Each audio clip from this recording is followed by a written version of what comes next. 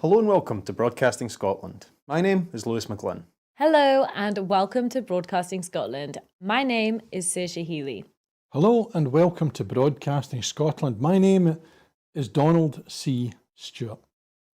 Broadcasting Scotland is Scotland's independent broadcaster, providing factual news, reporting on the issues important to the people of Scotland. We are committed to public service broadcasting, and with your support, we will produce even more programmes. Provide opportunities for young people interested in media production and broadcasting, and challenge preconceptions of what Scottish media looks like, amplifying Scotland's voice and reflecting its communities. We can already deliver high-quality live news, and we will create the highest quality programmes for you to enjoy, but we can only do that with your support.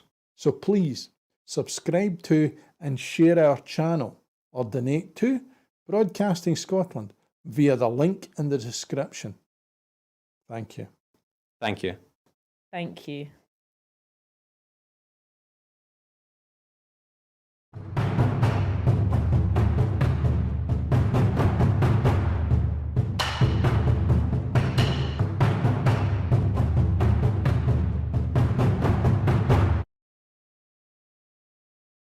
The proceeding will start shortly.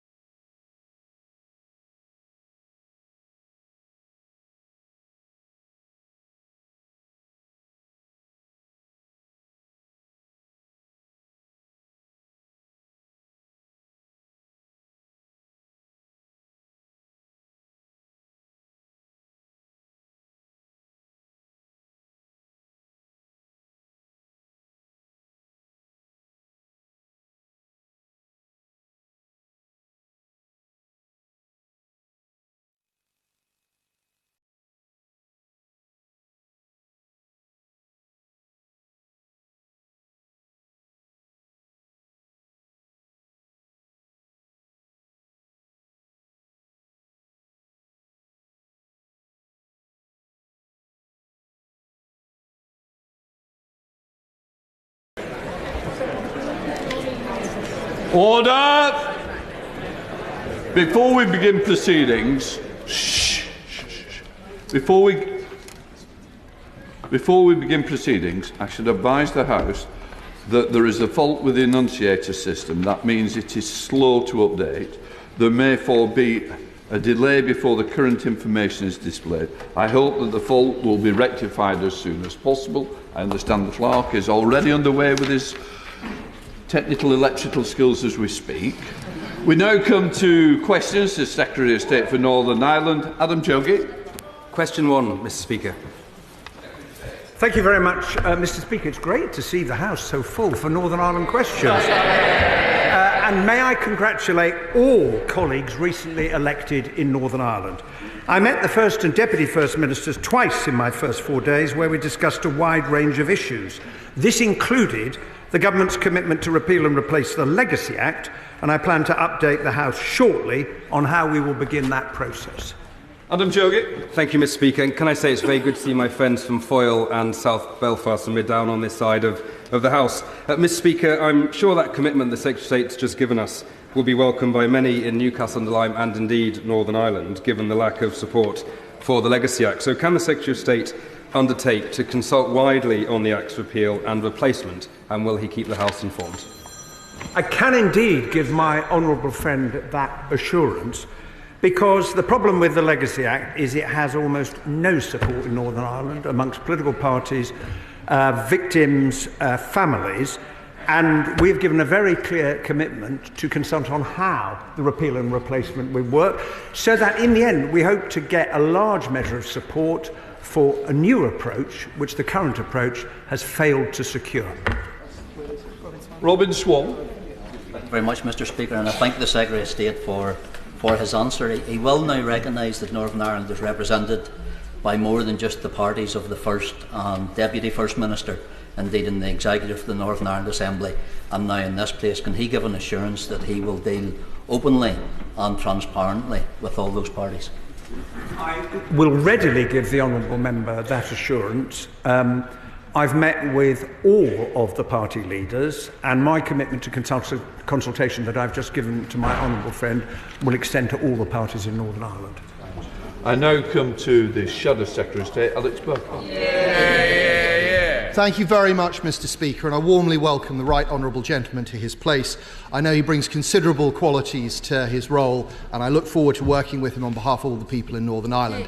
I'd like to briefly pay tribute to his predecessor, the Right Honourable Chris Heaton-Harris, who did such an excellent job and who is much missed on our benches. I very much welcome the positive meetings the Secretary of State has had with all parties since he was appointed. Following those meetings, can I ask him to reassure the House that on his watch he will be an active supporter of and advocate for the Union? Well, can I join the honourable gentleman in expressing the House's collective thanks to my predecessor and to congratulate him and his honourable friend on their appointments. I look forward to working with both of them. The government is strongly committed to our United Kingdom. That was clearly set out in our manifesto, and I hope he will see that reflected in the work as we take it forward. Alex Burkhardt. Well, I thank the honourable gentleman, the right honourable gentleman, for his answer. The government's manifesto states that they're committed to implementing the Windsor Framework in good faith. However, the manifesto did not mention the command paper, which was vital in getting Stormont back. As the right honourable gentleman knows, the command paper contained a number of measures to strengthen the Union, the East-West Council and Intertrade UK, to name but two. Will the government faithfully implement all those commitments in the command paper that are designed to strengthen the Union? Well, I can say to the honourable gentleman, as he knows, when we were in opposition, we supported the two statutory instruments, the humble address. We will set up the independent monitoring panel, and we have recently had a success in developing our relationship with the European Union over dental amalgam, where the new government has secured a 10-year derogation, which has been widely welcomed by the parties in Northern Ireland. Yes. Right, we now come to Sammy Wilson. Number 2, Mr. Speaker. With permission, Mr. Speaker, I will answer questions 2, 10 and 11 together. The government is committed to ensuring that Euro 2028 benefits the whole of the United Kingdom. We are working as quickly as possible with all partners to assess the options on the Casement Park project. Sammy Wilson. Thank you, Mr. Speaker. Many people were surprised when the Secretary of State first appointed, made it his priority to deliver on Casement Park, committing £320 million for a stadium to host 5 matches at a time when there are huge waiting lists to be dealt with in the health service. Special needs education needs funding and social housing needs funding is an indefensible use of public money. Can the Secretary of State give us an assurance that the Government's view has not been influenced by any personal interventions by the Chief of Staff of the Labour Party, who has this is a personal project, and can he confirm that such intervention would be a breach of public standards and public life? Well, can I say to the honourable gentleman, what I said, it was a priority because a decision needs to be made. The fact is the government has inherited a commitment to hosting the Euros at Casement Park. It is now a year and 3 quarters since UEFA awarded that right to Northern Ireland and to the United Kingdom and Ireland. Nothing has happened during the year and 3 quarters since then to progress the project. We're left with a situation where the cost has gone through the roof, and we don't know, even if you had the money, whether you could build it in time, and that is why the government is looking at it, and that's why I said it was a priority to make a decision. Claire Hannah. The GAA is overwhelmingly a force for good across our island, and I was pleased to see so many in Britain enjoying the magic of the hurling final via the BBC on Sunday. GAA fans in Northern Ireland, like Northern Ireland football fans awaiting sub-regional stadium funding, have been let down by a decade of storm and dither, by sniping like we've just seen, and by the last government. Had they greenlit the project when they said they would, construction would have been well underway in time for the Euros. Can the Minister give an assurance that Casement will ultimately be built, and that spectacles like we're going to see this Sunday for Armagh will in time be hosted in Belfast? Well, I think we all look forward to wishing well to Armagh in the All-Ireland final. The Executive's committed to the Casement Park project. It's been a commitment for, I think, over a decade now, but it hasn't progressed. Windsor Park got an upgrade, Ravenhill got an upgrade, and it's important that Casement Park is built, which is why I said on my recent visit that one way or another that project needs to be completed. Jim Allister.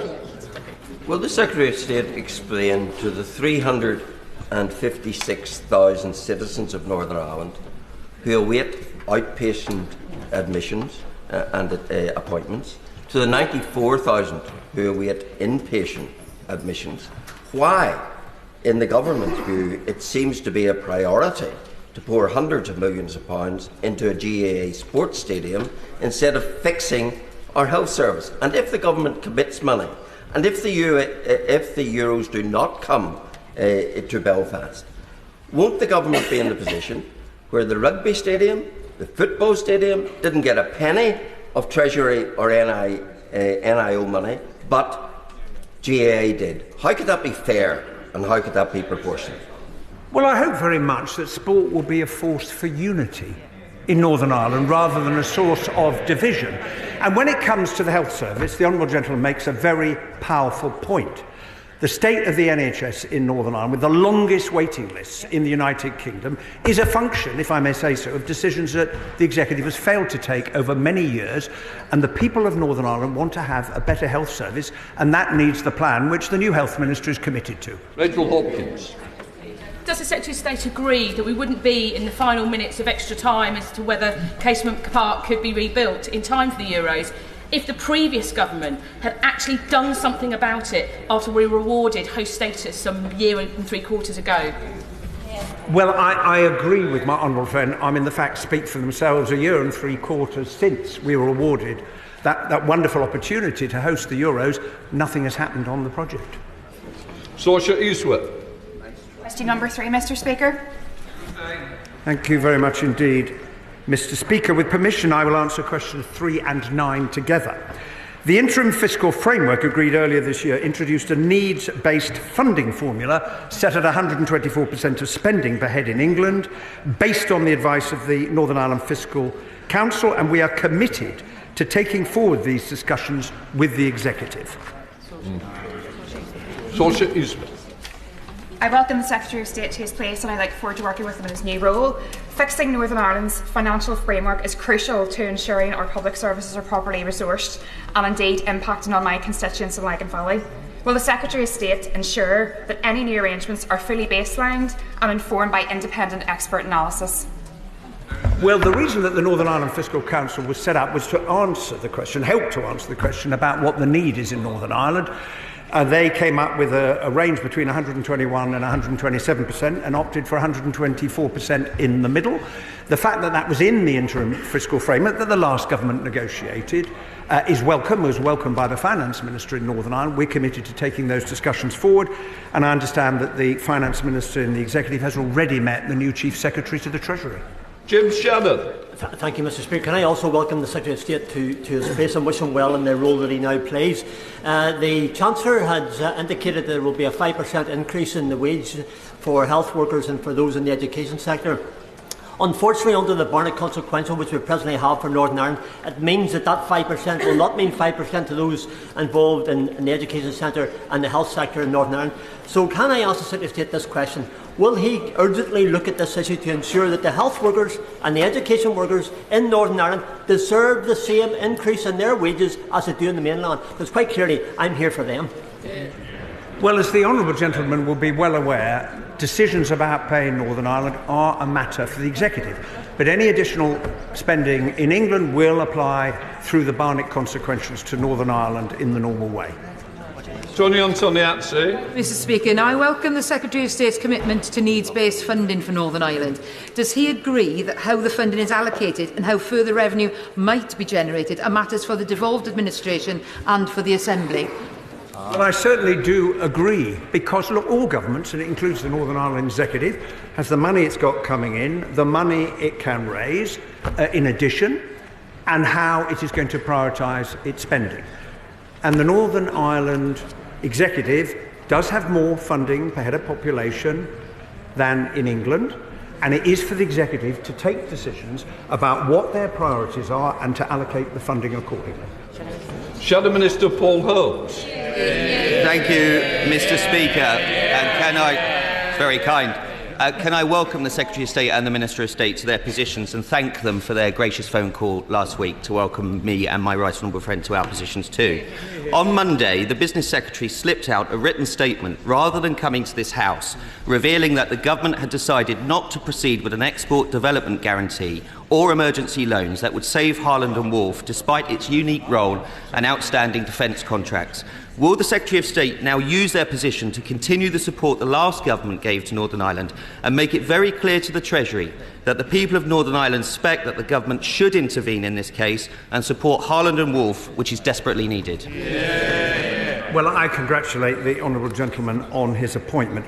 The reasons for the government's decision about Harland and Wolff were very clearly set out in the written ministerial statement that my right honourable friend, the Business Secretary, laid before the House.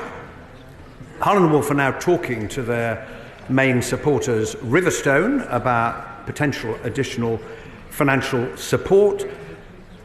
We are committed to shipbuilding across the United Kingdom, including in Northern Ireland, and as that written ministerial statement made clear, Harland and Wolff is an essential part of the contract, the £1.6 billion contract for the fleet solid support ships. Gabby Robbins. Number 4, Mr. Speaker. Thank you, Mr. Speaker, and I must say I'm delighted to be appointed to this role. I look forward to working closely with executive ministers to see public services transformed in Northern Ireland, and I'll be meeting with the First and Deputy First Ministers tomorrow in Stormont, as well as with the Northern Ireland Health Minister, Mike Nesbitt.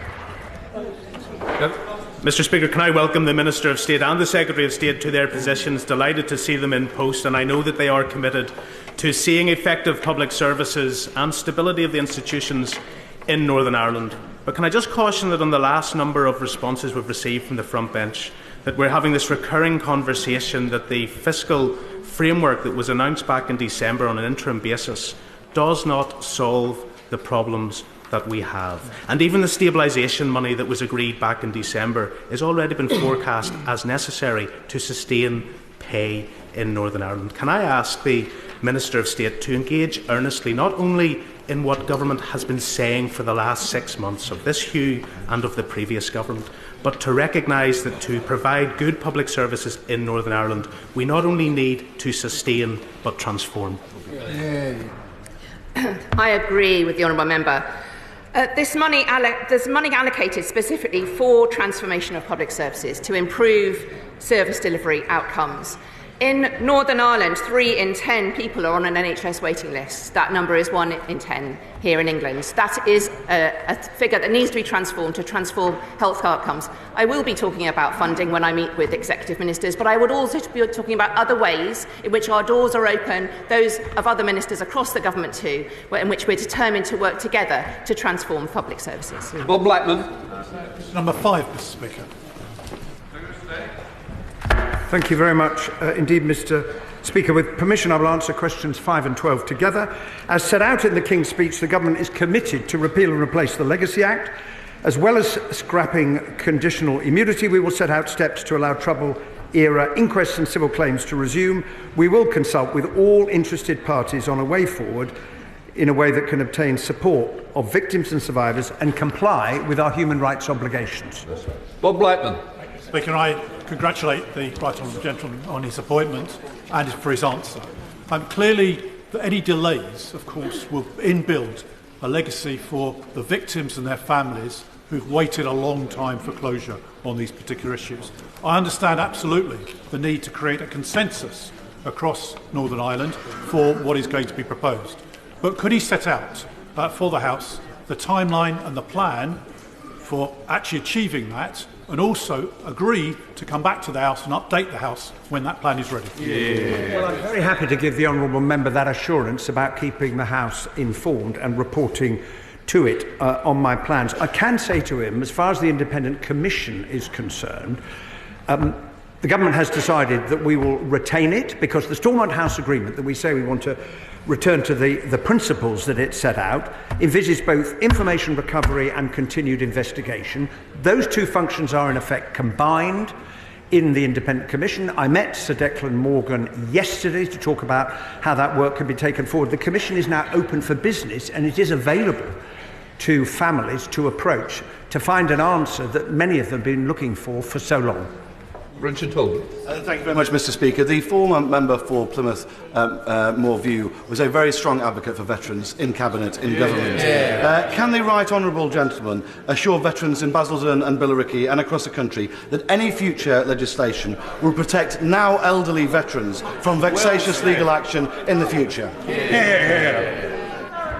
Well, I pay tribute, Mr. Speaker, to the work that veterans, members of the police and the security services did over many years during the Troubles in trying to keep people safe from terrorism. And I undertake, as part of the consultation I've already set out to the House, to consult veterans' organisations. Lockhart. Thank you, Mr. Speaker, and can I welcome the Secretary of State to his position. Can the Secretary of State further outline what discussions he is having with groups and organisations who represent innocent victims, and can he assure this House that in repealing this legislation there will be no pandering to those who were the victim makers? Also, what meaningful engagement he is having with the Irish Government, who oppose the Legacy Bill but have disgracefully refused to deal with the many allegations of state collusion with the Provisional IRA, thinking specifically about the long-awaited public inquiry into the Oma bombing. Can I say to the honourable member, I discussed the matter with Michael Martin when I saw him very early on after my appointment, and he has expressed the hope that a way forward can be found that might lead to the withdrawal of the interstate case that they have brought. I will certainly engage with victims' organisations, a number of which I met during my time as the Shadow Secretary of State, because I am committed to trying to find a way forward that in the end, if this is going to work, it's got to work for the victims' families, because they're the people who say what went before hasn't given us what we were looking for. Sir Desmond Swain. Thank you very much indeed, Mr. Speaker. We are committed to implementing the Windsor Framework in good faith in partnership with the EU and taking all steps necessary to protect the UK internal market. We are also looking to negotiate an SBS veterinary agreement with the EU, which could help. commit to all the provisions of the Safeguarding the Union agreement? I already set out my answer to that in response to his honourable friend who speaks from the front bench. We are taking those commitments forward. But I would also point out to the honourable gentleman that it is by working in partnership with the European Union we can make progress, and what was achieved recently on dental amalgam is a really, really good example of precisely that. Dr Neil Hudson. Number 7, Mr Speaker. I understand how important and urgent this issue is, and I'd like to thank the honourable member for his contribution to the Veterinary Medicines Working Group, the work of which we have committed to continue. There's a grace period arrangement for veterinary medicines that remains in place until the end of 2025 and provides for the continuity of supply to Northern Ireland. The Government will continue to progress the work on this issue as quickly as possible. Thank you, Mr Speaker. I thank the Minister for her answer. The Windsor framework secured by the previous government extended that grace period to veterinary medicines in Northern Ireland till the end of December 2025. This includes vaccines and anaesthetics, so it's vital for biosecurity and both animal and public health that access continues. Can the Minister assure the House that the Government will strain every sinew to secure permanent access to veterinary medicines in Northern Ireland? And will they continue with the Cabinet Office Veterinary Medicines Working Group on which I sat that was working so hard to find a solution? I thank the honourable member, and I can confirm again that Veterinary Medicines Working Group will continue. We recognise its importance, and we will continue to work at pace on the long-term solution, because that continuity of supply and knowing that well in advance of December next year is very important. The then spokesperson Wendy Chamberlain. Mr Speaker, may I welcome the Secretary of State and his team to their place. May I also associate myself with the remarks of the Honourable Member for Belfast South and Mid Down. I can only hope the success of the hurling being shown at the weekend means that the BBC will consider the Shinty Hurling International that takes place every year. I welcome attempts by the new government to continue to rebuild trust with Northern Ireland political parties and also to improve relations with the European Union. It offers that opportunity to reduce frictions in trade between Great Britain and Northern Ireland. So, Mr Speaker, can the Secretary of State set out what he is doing with ministerial colleagues and other departments to open the doors to securing a veterinary agreement with the EU, which will further reduce those barriers to trade?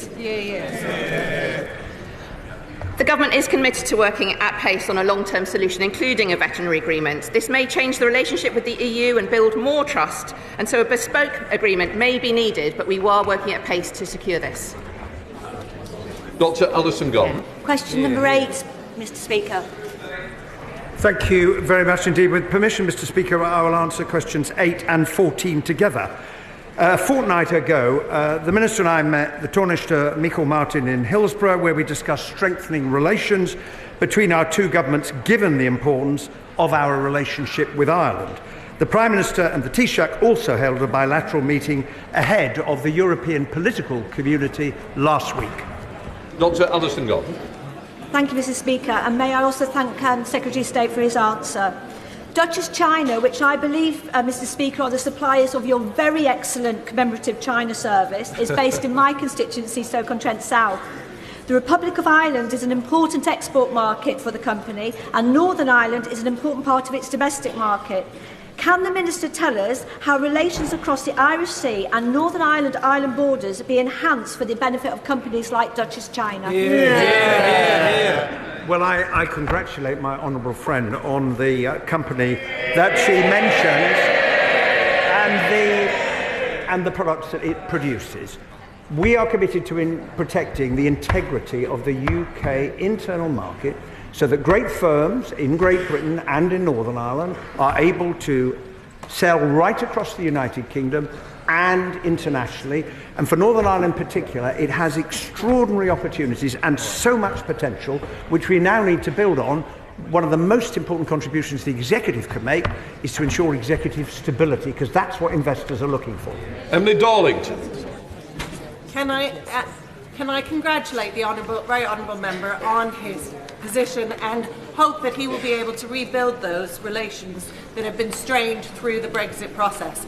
I'd like to ask my question, very much like my colleague, about small and medium-sized businesses in Milton Keynes Central that have had to go under because of the additional paperwork and other restrictions through our strained relations now with the EU. Can he confirm with me that he is talking to the Irish government and others about how we reduce those barriers to trade? Well, there is no doubt that the change in our trading relationship with the European Union has brought additional costs and paperwork for businesses, whether they are selling to the EU or into Northern Ireland. The Windsor Framework is the means by which we are trying to manage that. And I supported the Windsor Framework, negotiated by the previous government, because it represented an important and a significant step forward. But the reason why we have to continue to implement it is because if we're going to get the veterinary and SPS agreement and other agreements we are seeking with the European Union... We've still got others. Thank you, Mr. Speaker. The Anglo-Irish agreement is absolutely vital, and the meeting between the Prime Minister and the Taoiseach was to be welcomed. Prime Ministerial diaries become very full. Will he use his good offices to make sure that that dialogue between Taoiseach and Prime Minister continue, to build on that relationship, to see it flourish still further? I can indeed give that assurance, and my right honourable friend has agreed there will be an annual summit. Final question, Gregory Campbell. In discussions with the Irish Government, does he agree with me that ensuring that they understand that the vast majority of people in Northern Ireland, whether they consider themselves to be British, Irish or Northern Irish, can see that there's a United Kingdom context that allows them that diversity, and that improving the lives of existing generations is the best way to preserve the lives of everyone for the future? I join with the honourable gentleman in that commitment to improving the lives of the people of Northern Ireland. That is something that we as a government are committed to work on with him and all of his colleagues in Northern Ireland. Can I welcome the Prime Minister Leader of the Opposition and all new members to the first questions to the Prime Minister, and in which case we're going to start with Callum Miller. Question 1, sir.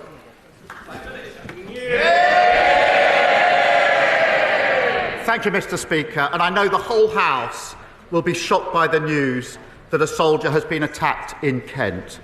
Our thoughts are with him, his family and our armed forces who serve to keep us safe. We wish him a swift recovery. Mr. Speaker, the whole House will also want to join me in wishing Team GB good luck as they travel to Paris for the Olympic Games. And Mr. Speaker, this morning I had meetings with ministerial colleagues and others discussing how this government will bring about the change the country has decisively voted for. In addition to my duties in this House, I shall have further such meetings today. I begin by welcoming the Prime Minister to his first questions as Prime Minister. I also associate myself with his remarks about the soldier in Kent and, of course, my wishes to the British Olympians. At Coombe, in my constituency, Thames Water has pumped sewage into the River Evenlode for over 2,600 hours in the last year. Thames Water was allowed by Ofwat to withdraw £7 billion in dividends, yet now wants to jack up my constituents' bills. I welcome the water bill in the King's speech, but would the Prime Minister agree with my constituents and me that the system is broken? And will he now commit to scrapping Ofwat and replacing it with a tougher regulator that will finally put people and planet ahead of water company profits? Can I welcome the honourable member to his place and thank him for raising this important issue in relation to water. And customers should not pay the price for the mismanagement by water companies, and we've already announced immediate steps to put water companies under tougher regime, and the Minister for Water will meet the bosses of failing companies to hold them to account for their performance. After 14 years of failure with our rivers and beaches, it falls to this government of service to fix the mess of the failure of the last 14 years. Nadia Whitson. Thank you, Mr. Speaker, and I welcome the Prime Minister to his place.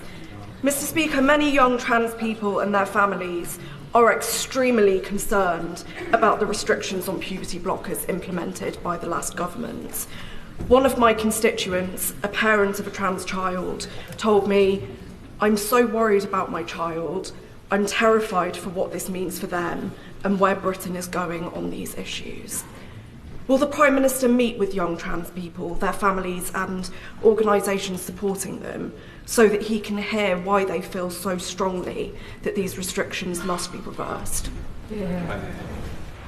Can I welcome the honourable friend back to her place? Our guiding principles must be the well-being of children. And this is a serious government, and we will approach that question with care, not inflammatory dividing lines. The Cass review was clear that there's not enough evidence on the long-term impact of puberty blockers to know if they're safe. And the Health Secretary will consult with organisations supporting young people and families, and I will ensure that there is a meeting with her and the relevant minister as soon as that can be arranged. Now come to the Leader of the Opposition, Rishi Sunak. Thank you, Mr. Speaker. Can I join with the Prime Minister in expressing my shock at the attack on a British soldier? Our thoughts are with him and his family as we wish him a speedy recovery. And I also join with the Prime Minister in his warm words about our Olympic athletes. I've no doubt that after years of training, focus and dedication, they'll bring back many gold medals. Although, to be honest, I'm probably not the first person they want to hear advice from on how to win. But I'm glad in our exchanges. I'm glad, Mr. Speaker.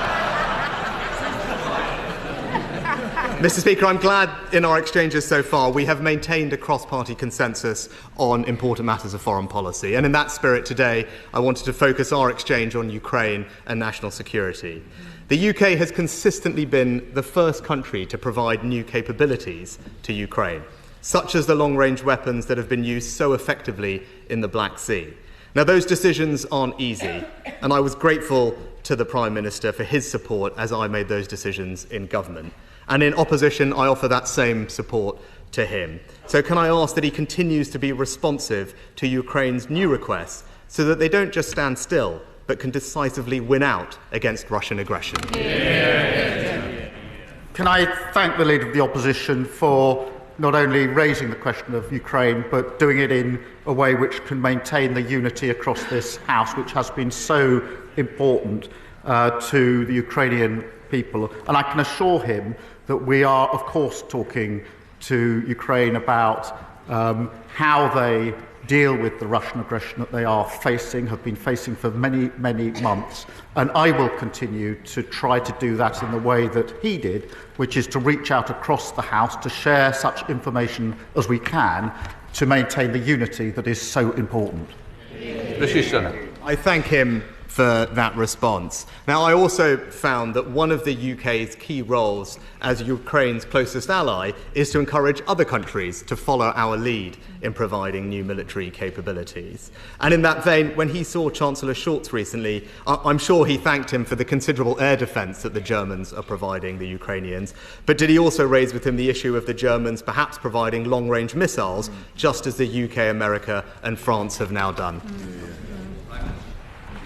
I had the opportunity in Washington at the NATO Council to talk to our German counterparts. There was a strong theme there on Ukraine, discussed with all of our allies, and part of my message was to urge all of our allies to provide further support where they can to the Ukrainian people, and that was well received, and there was unity coming out of the NATO Council. That's what we must all do. I'm glad to hear the Prime Minister raise the NATO summit as well, because I very much welcome the message that came out loud and clear from that summit, and indeed the Prime Minister's words from the dispatch box on Monday about Ukraine's irreversible path to NATO membership. And so does he agree with me that fatuous Russian claims on Ukrainian territory must not act as a block to Ukraine joining the NATO defensive alliance? I wholeheartedly agree, and it is for NATO allies to decide who is a member of NATO, formed 75 years ago, proud and probably most successful alliance that's ever been formed. And that's why it was really important at the summit that we were able to say there is now this irreversible path to membership. That's a step forward from a year ago, and President Zelensky was very pleased that we've been able to make that successful transition. Thanks to the complex legal and diplomatic work that the UK has led over the past several months, together with our allies Canada and America, the Prime Minister will, I hope, now find that there is a sound and established legal basis to go further on sanctions and seize Russian assets and use them to fund Ukrainian reconstruction. Now, that work has taken time, but I hope he is able to take a look at it. And can he confirm for the House that this work is something that he will take forward? Because if he does, I can assure him that the opposition will support him in doing so. Again, I'm grateful for this opportunity to say how united we were on the question of sanctions across this House. The use now made of what has been seized and frozen is an important issue on which I think we can move forward. And I know the Chancellor is already beginning to have some discussions about how we can take more effective measures. Again, I will seek to reach out across the House as we do this important work together. The opposite. I very much welcome the Prime Minister's response, but I also welcome both his and the Defence Secretary's recent emphasis on the importance of the Tempest fighter jet programme. It's a crucial sovereign capability, as he mentioned, and important for our alliances with Italy and Japan. Furthermore, however, other countries also wish to participate. And in government, we had begun initial productive discussions with our friend and ally Saudi Arabia about their desire to potentially join the programme. So could the Prime Minister confirm that he will continue those initial positive conversations with Saudi Arabia? And again, I can assure him that he will have our support in doing so. Well, let me make this absolutely clear. This is a really important programme. Significant progress has already been made, and we want to build on that progress. And I've had some initial discussions, not least in Farnborough, where I was just a few days ago. Leader of the Opposition. Finally, Mr. Speaker, can I just say that in the dangerous and uncertain world that we now sadly live in, I know firsthand how important it is that our Prime Minister can use his prerogative power to quickly respond militarily to protect British national security, sometimes without giving this House prior notice. Now, these are perhaps the most difficult decisions that a Prime Minister can take, and I welcomed his support when I made them. And I want to take this opportunity to assure him of the opposition's support if he deems it necessary to take similar action in the future. So does he agree with me that whilst the use of the prerogative power is sometimes politically controversial, it is essential to ensure the safety and security of the British people? I agree it's essential, and our security is the first duty of government. I was grateful to the Leader of the Opposition for reaching out when action had to be taken to me personally to ensure that I was briefed on the sensitive issues that lay behind the decisions that he had to take. And as I mentioned to him last week, I will endeavour to ensure that we proceed in the same way so that he has access to all the information that he needs to come to a determination, which I hope will be, to be able to support the position that this government takes. Thank you. Thank you, Mr. Speaker, and welcome back. Can I congratulate the Prime Minister on such a positive start to his premiership and on resetting the dial on politics as public service, as a force for good. Of our different views and opinions in this chamber and beyond. It's a very important message. And as such, would he join me in wishing the very best of luck to the 83 cyclists who have set off from West Yorkshire this morning on the 9th Joe Cox Way bike ride, travelling 280 miles down the country to London, celebrating all that we have in common through the power of cycling, including, sadly for the cyclists, probably quite a lot of sore legs and aching muscles. Of course I will wish them good luck. I admire them. I'm not sure I envy them. It's 280 miles. But it's a brilliant cause, and the whole House, I think, misses our dear friend Jo. And I know that she would have been incredibly proud to have seen this government in place and would have played a big part in it. And, you know, I'd like to welcome my honourable friend back to her place. And I know that she will continue in Jo's spirit with the same dedication and determination. And I think I'm right in saying that her parents, and of course Jo's parents, are with us in the gallery today to see this first PMQs. We will always have more in common than that which divides us. We come to the Leader of the Lib Dems, Sir Ed Davey. Thank you, Mr. Speaker. And can I welcome the Prime Minister to his place at his first Prime Minister's questions? And can I associate myself and my party with the comments he made about the appalling attack on the soldier in Kent? And our thoughts are with his family and friends and comrades. And can I also associate our side with his comments on Team GP and particularly talk about how we want them to succeed in Paris? The Prime Minister has many messes that he's inherited. One of them is the scandal over the carers' allowance repayments. An example is my constituent, Andrea, who is a full-time carer for her elderly mum. She went back to work part-time, mainly for her mental health, she tells me. She was earning less than £7,000 a year and has been hit by a bill from the DWP for £4,600. But Andrea is just one of tens of thousands of carers facing these repayments, punished for working and earning just a few more pounds than the earnings limit. So will the Prime Minister agree to meet with me and other family carers to try to resolve this matter? Yeah. Can I thank the honourable member for raising this? And he, of course, has been a tireless advocate for carers. And I don't think any of us could be other than moved when we saw the video of him and his son that was put out during the election campaign.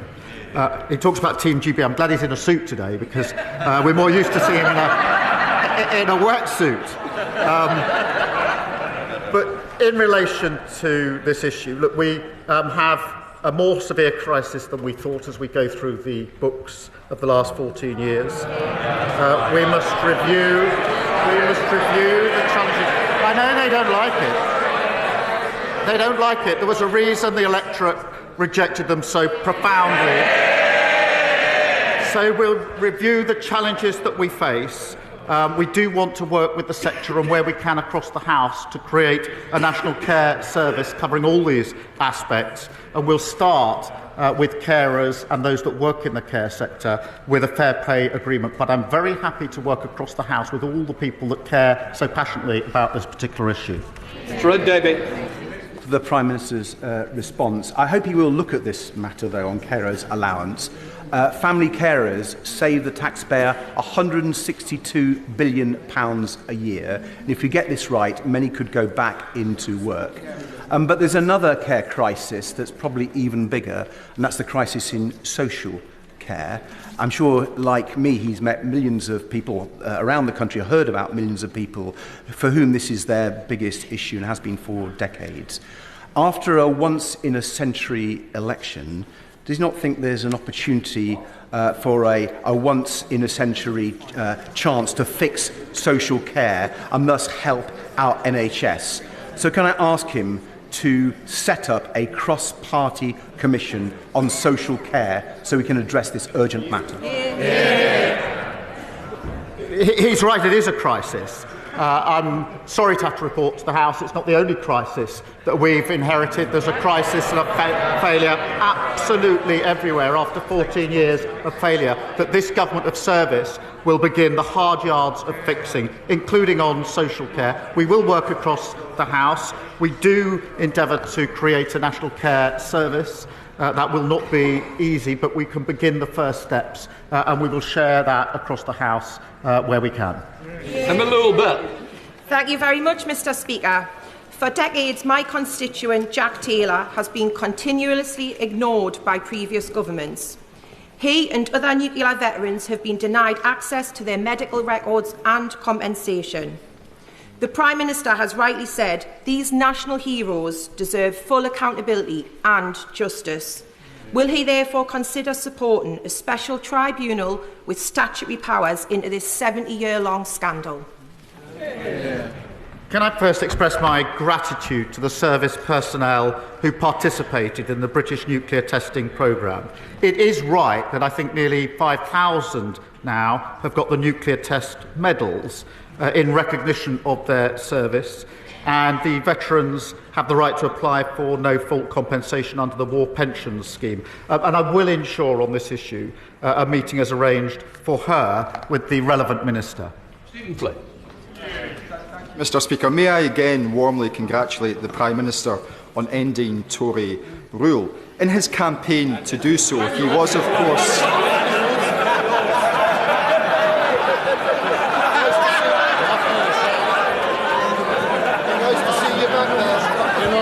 They're too close for comfort now. They're too close for comfort.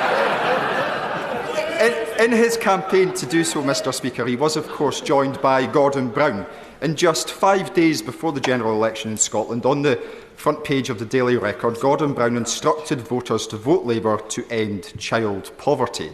Yet last night, Labour MPs from Scotland were instructed to retain the two-child cap, which forces children into poverty. So, Prime Minister, what changed?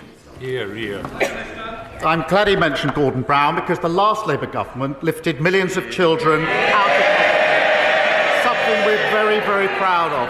And this government will approach the question with the same vigour with our new task force. Already we've taken steps: breakfast clubs, abolishing no-fault evictions, decent home standard. Order. Props are not allowed to be used. Never mind, put it down. We don't need any more. Prime Minister.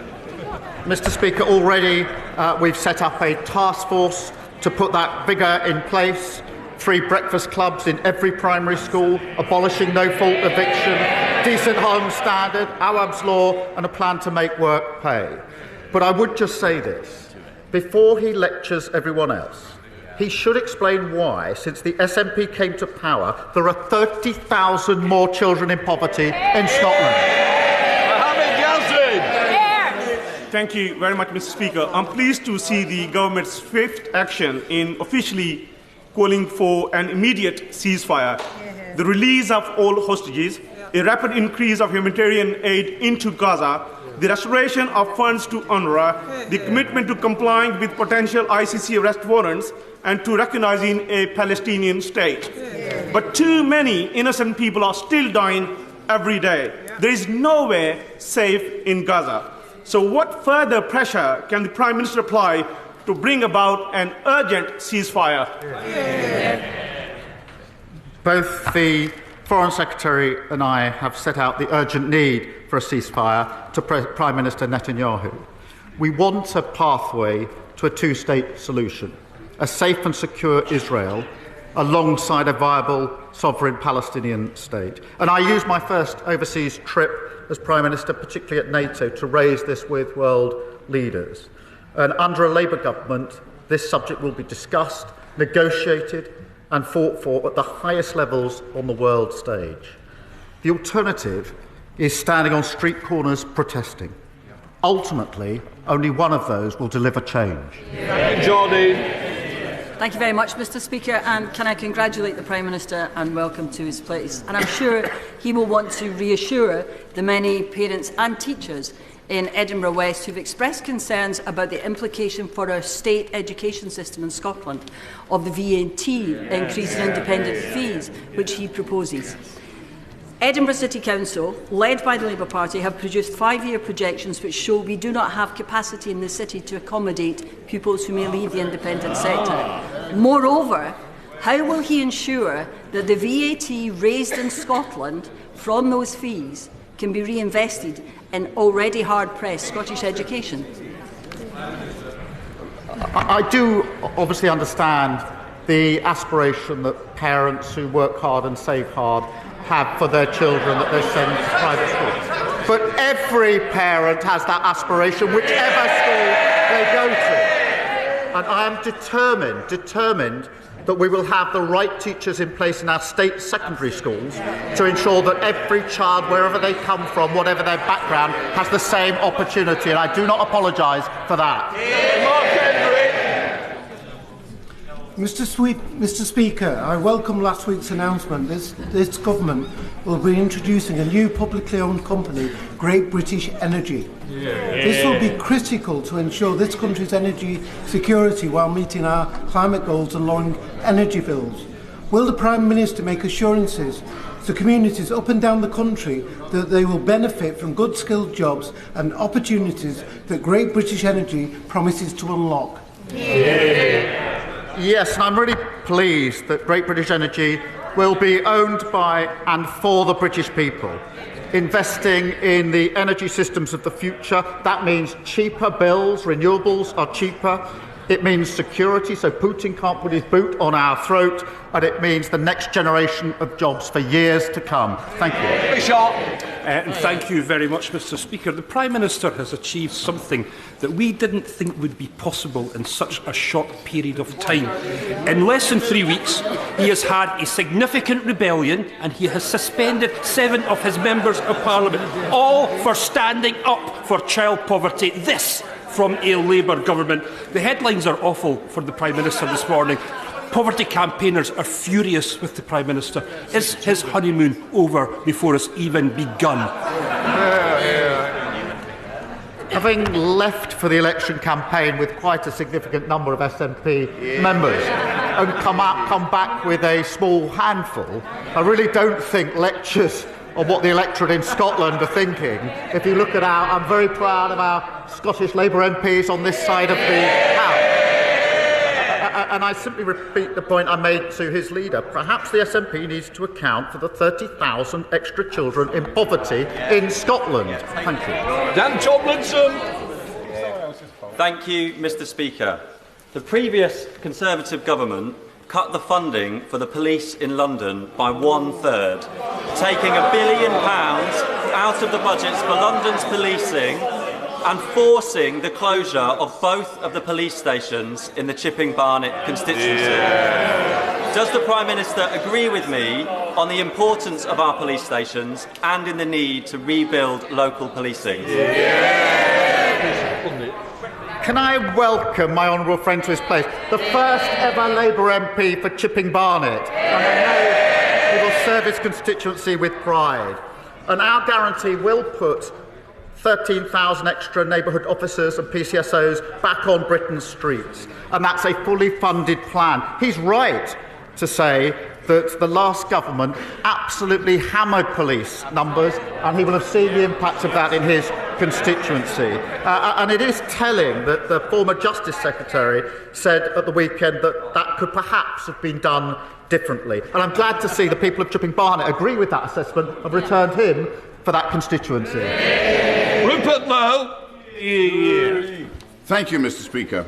My constituents in Great Yarmouth have little doubt that uncontrolled legal and illegal immigration since 1997 has damaged and disrupted their community and undermined their public services. Does the Prime Minister agree that importing millions of people with no thought whatsoever to the brutal consequences has failed our country?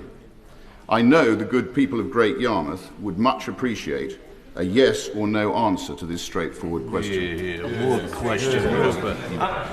I'm not sure I agree with his numbers, but look, I do think that it's serious that the previous government lost control of our borders. Record numbers have crossed the Channel. Since the Leader of the Opposition, when he was Prime Minister for 18 months, 50,000 people crossed the Channel. It's a serious issue that requires a serious answer. And that is why we will set up our Border Security Command to take down the gangs that are running this vile trade. What we won't do is waste further time on a gimmick that cost a fortune and remove just 4 volunteers. Bill Esterson. The Liverpool City region has one of the biggest concentrations of offshore wind in the world. 100,000 homes could be powered through the Mersey tidal project. Yet some members opposite want to block the jobs, the lower bills and the energy security from renewable energy. So can I encourage my right honourable friend to resist the siren voices opposite and support a range of technologies, including the Mersey tidal project, to maximise the benefits of clean energy for our country? Clean energy is at the heart of this mission-driven government. Boosting homegrown renewable energy is the best way to create new jobs give us energy independence and lower bills for good. And that's why we'll be changing the planning rules to make sure that we can get Britain building again. And not just the houses, but everything that we need, including prisons, by the way, and to make sure we can deal with the mess that we have inherited. I'm pleased to hear of the viable projects that are being advanced, such as the Mersey Tidal project, and we'll look at them carefully. Lewis Clocking. Thank you, Mr. Speaker. It's a privilege to be the first Conservative member to ask the new Prime Minister a question at PMQs. Can the Prime Minister assure me and my constituents in Broxbourne that they will not just have a say, but a meaningful say over new development in the Greenbelt in their area? Can I welcome the honourable member to his place and be clear, we intend to get Britain building.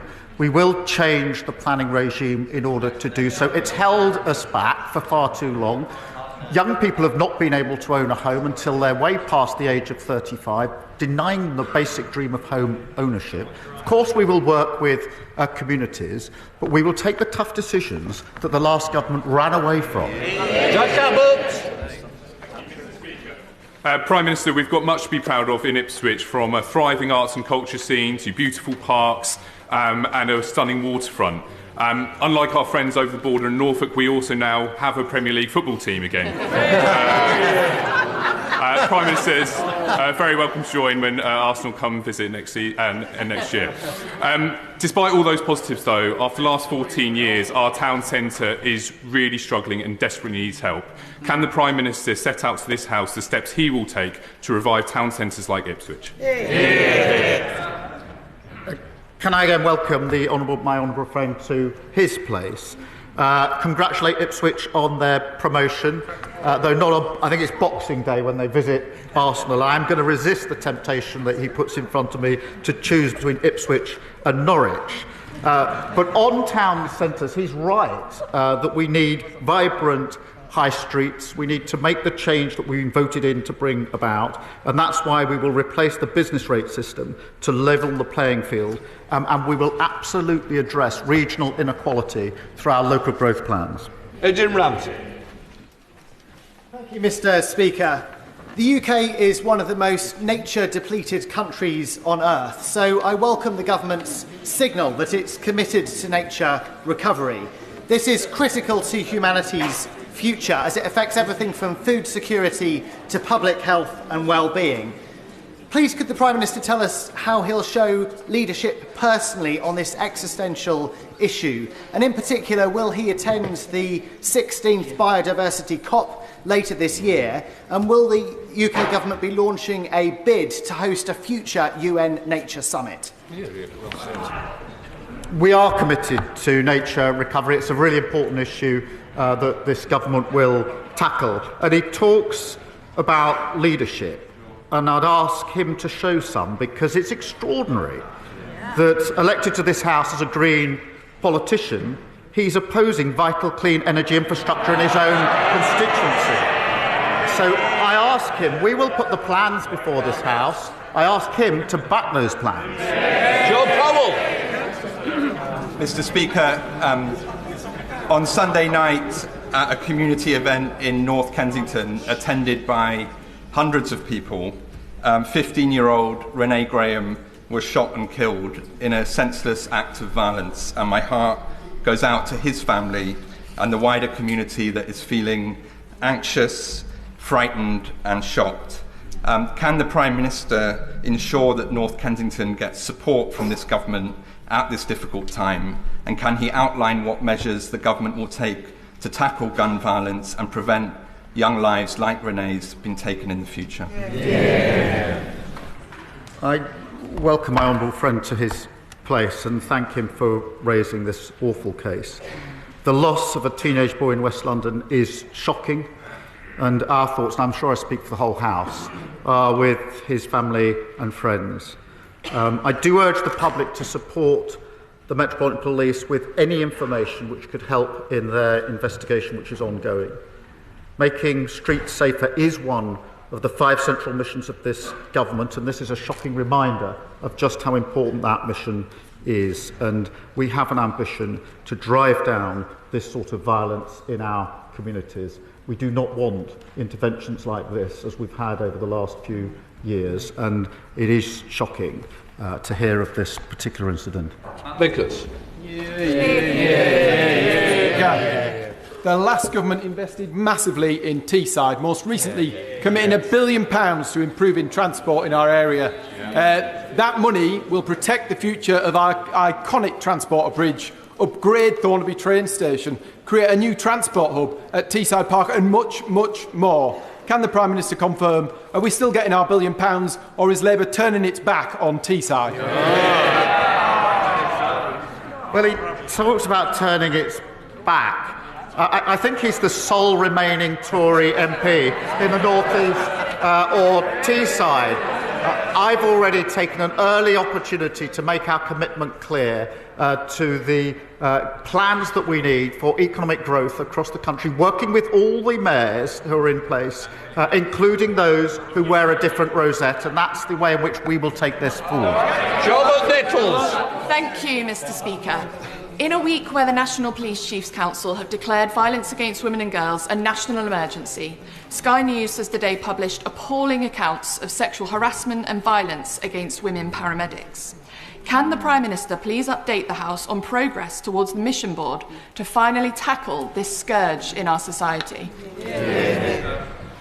Well, can I thank my honourable friend for raising this, because it is such a serious issue. And we have made a commitment, a mission to halve violence against women and girls. Mr. Speaker, I know from my own experience dealing with these cases as a prosecutor and subsequently just how hard that will be to achieve. It does mean that we'll have to deliver in a different way. We'll have to roll up our sleeves and do difficult things that haven't been done in the past. And in answer to the specific question, we've started work already on the delivery board, and I look forward to updating her and the House on the progress that we're making on this really important issue. Final questions to Roger Gale.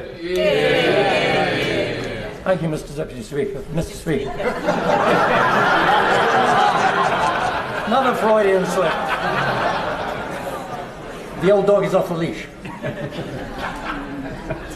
Mr. Speaker, can I first thank both the Prime Minister and the Leader of the Opposition for their supportive policies in relation to Ukraine.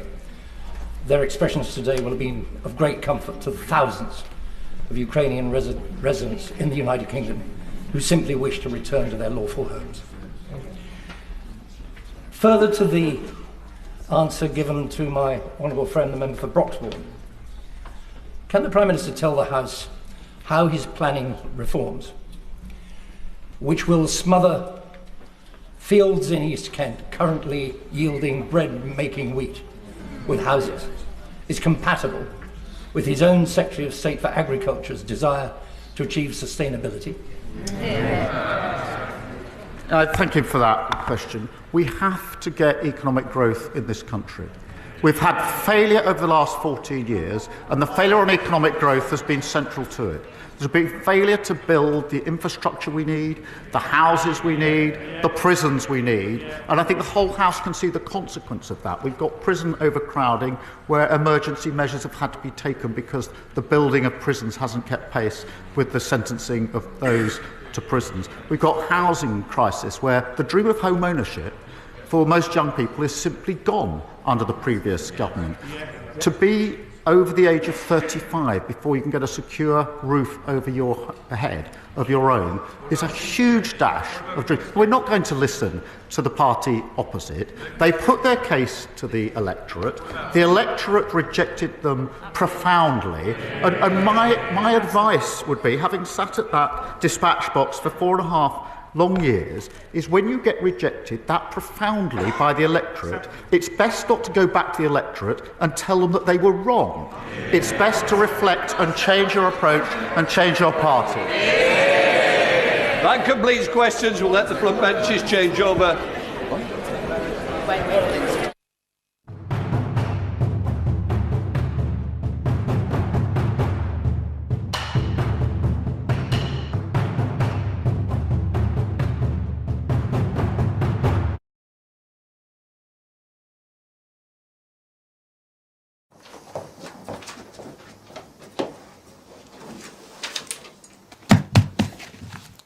Hello and welcome to Broadcasting Scotland. My name is Lewis McGlynn.